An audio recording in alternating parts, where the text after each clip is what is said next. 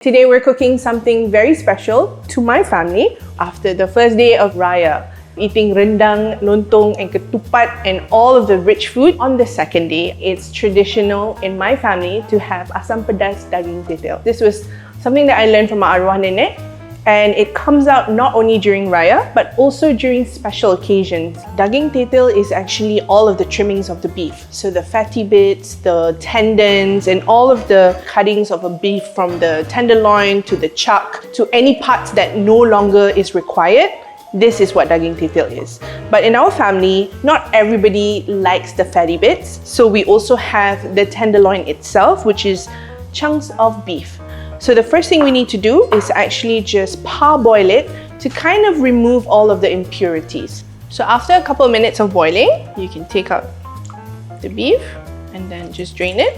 And then we're just gonna give this a quick rinse under the water. So we've rinsed the beef. Now we put it back in a pot with water, and I'm gonna add in about 5 inches of galangal, and that's just been roughly sliced, and my metal spoon. So the metal spoon acts as 2 ways. One is to tenderize it, and yes, it works. And second off, if I didn't do this, my grandmother will roll over in her grave. So a remembrance to my arwah nenek. So that goes in. Now we cover it and let it boil for a couple of hours. Okay, so now we gotta prep the chili. So for this recipe, I like to use dry chilies that are like a little bit wider, because these are not so spicy. Problems with stomach when you turn 40, this is what happens, okay? But if you like it really spicy, you can use the small crinkly ones. The tip is to cut the top and remove as much of the seeds as you can, but if you can't, that's fine. You just make sure that you have enough water for the chili to float and all of the seeds fall down.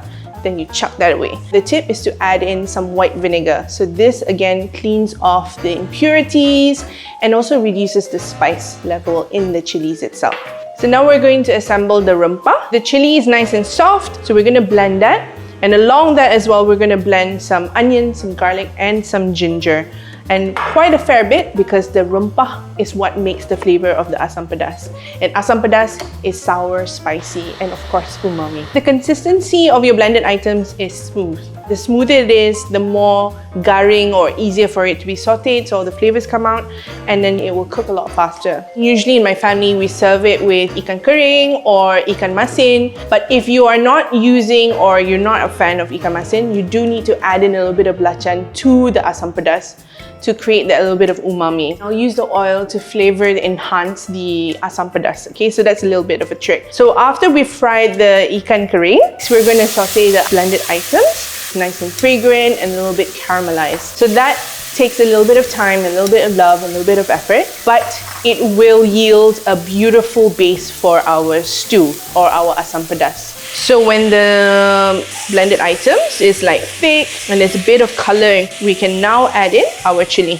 We're just going to kind of like simmer and cook that down for about 5 to 8 minutes until it becomes vibrant in color or darker in color. And then after that, I like to add in a little bit of curry powder. Now this is not in the original recipe for my arwah nenek, but this is something that I've picked up from my mother-in-law, and I think it does help with a bit of that flavor enhancer, spice kick that balances out the meaty flavor of the beef. Once that's incorporated, we then add in our beautiful beef that we've been boiling for a couple of hours along with the broth.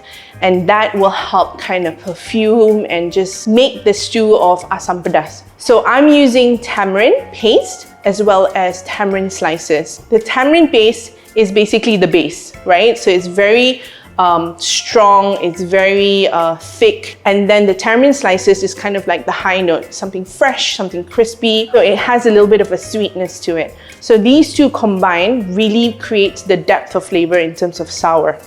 Last but not least is a handful, I'm talking about at least 15 leaves of Kafir lime leaves. This lemony, fresh herb will create that beautiful sort of high note flavor profile to your asam pedas. And then just for a little bit of flavorings, we've got a little bit of salt, and of course chicken stock cube or any type of flavor enhancer that you like, you can add that in as well.